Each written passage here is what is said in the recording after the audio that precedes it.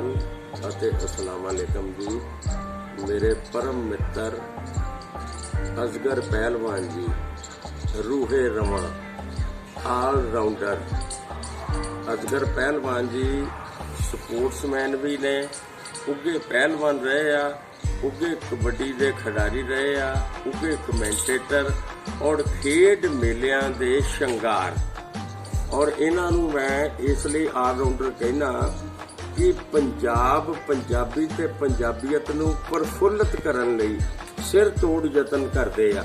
मां बोली दे दिहाड़े ते सोहणी पग बन के लाहौर दे विच जदों इन्हां दी आवाज़ सुणीदी आ ते मन गदगद कर उठदा। और जिथे भी कोई सोशल काम ने उत्थे वध चढ़ के अगे हो के सोशल काम करदे आ, देश कौम दी सेवा करदे आ और अपनी बरादरी दी रहमानी भाईचारे दी ये वध चढ़ के सेवा करदे आ। इन्ना टाइम कढ़ना अपने लिए तो लोग टाइम कढ़ते आ, लेकिन किसी वास्ते जां अपने भाईचारे वास्ते टाइम कढ़ना ये बहुत टाइम कढ़ के ते भाईचारे की सेवा करते आ। इन्हां दी जिन्नी भी तारीफ की जाए उन्नी थोड़ी आ। असगर पहलवान जी दे चढ़दे पंजाब दे विच वर्ल्ड चैंपीयन सार करतार सिंह जी पहलवान, उन्होंने बड़े अच्छे रिलेशन आ, सानू बड़ा प्यार करते आ। चढ़दे पंजाब दे सिंगर जिहड़े आ हरभजन मान, उन्होंने बड़े रिलेशन आ और ये हमेशा चाहते हैं तो लहिंदा ते चढ़दा पंजाब साडी जिहड़ी भाईचारक सांझ वधे।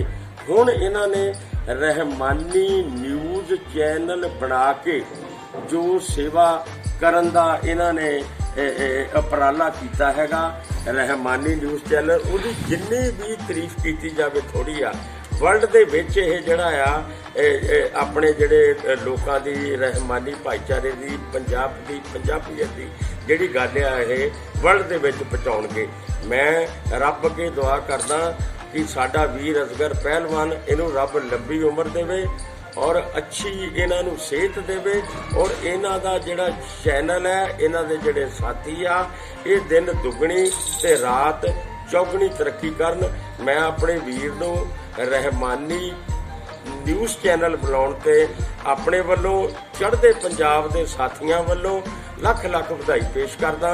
मेरा नाम मनजीत सिंह, ट्रांसपोर्टर, रामा मंडी, जलंधर, चढ़दा पंजाब। मैं एक बार फिर अपने वीर नूं लख लख वधाई पेश करदा। सत श्री अकाल, वाहिगुरू जी का खालसा, वाहिगुरू जी की फतेह ते सलाम अलैकुम।